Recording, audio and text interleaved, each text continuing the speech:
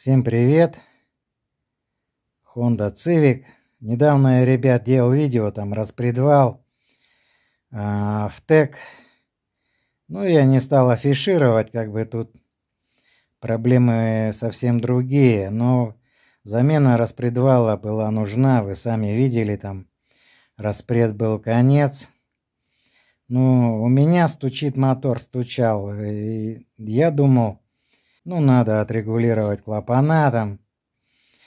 Тем более вот и поменял распредвал. Ну, думаю, ситуация изменится и стук пропадет. Ни хрена. Стук как был такой же, так и остался. Если у вас такой же похожий стук,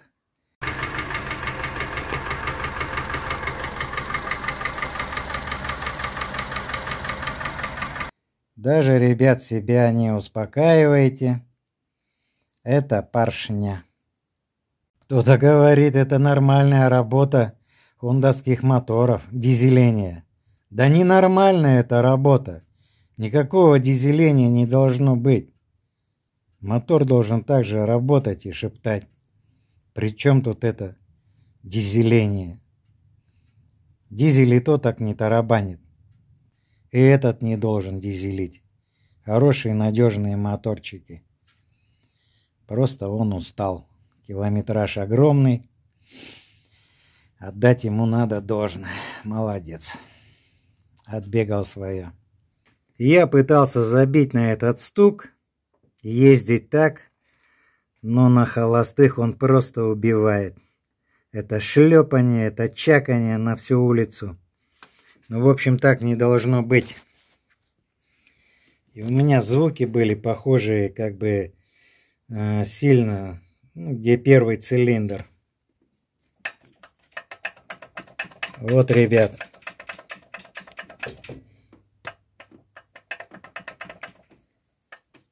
Даже сильно не напрягаюсь. Вот он стук. Те тоже все тарабанят. Я не буду тут их все качать. Гильза, как бы, ну тоже уже все, конец. С боков там даже хон есть. Ну, это уже все шляпа. Вот такие дела.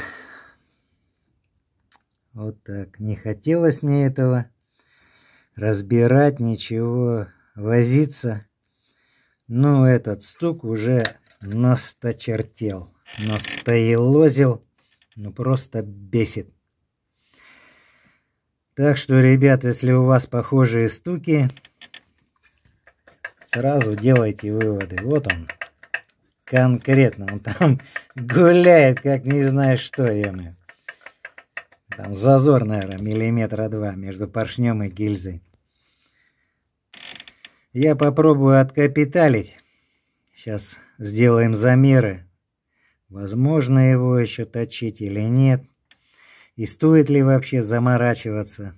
Может контракт воткнуть. Да и все. Вот такие дела. Вот что тарабанит в нашем хондовском моторе. Ни распредвал, ни рокеры, ни чпокеры. А это все. До свидания. Ничего хорошего тут уже не будет. Пробег хороший. Наверное, уже ему хватило. Буду делать. Или... Ну, а тут все хана. Даже и думать не надо, и размышлять не надо. Ну вот, вытащили мотор через верх. Оказалось довольно просто. Можно сказать, вдвоем. Сын с товарищем подняли на трубе, я его маленько сбалансировал, и мы его выкинули. Все, теперь будем думать.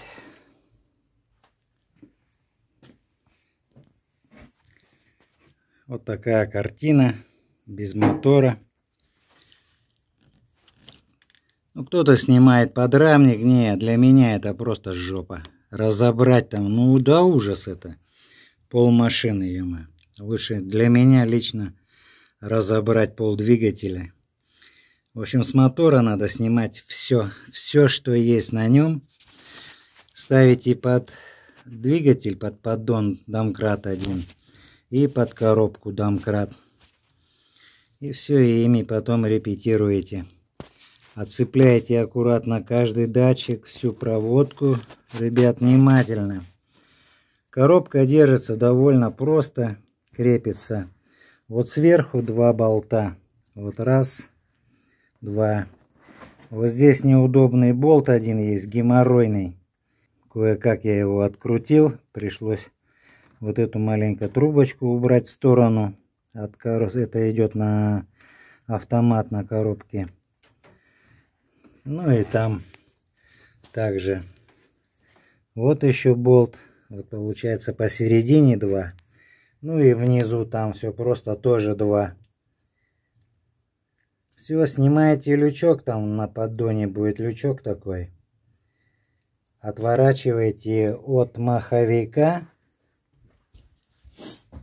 вот этот диск. 8 болтиков на 6. Не забудьте их отвернуть, а то коробка у вас не выйдет. И очень удачно мы его сняли без всяких подрамников, съемов. Говорю, надо разобрать там все. Привода, шаровые, маровые. Да не хочу. Для меня вот так гораздо проще. Когда снимал головешку, все переживал. Думаю, ну что там? А здесь все отлично. Голова прекрасная. Тем более распредвал сейчас, можно сказать, идеальный. Ну, в общем, голова не при делах. Будем думать с мотором. Всем спасибо, всем пока.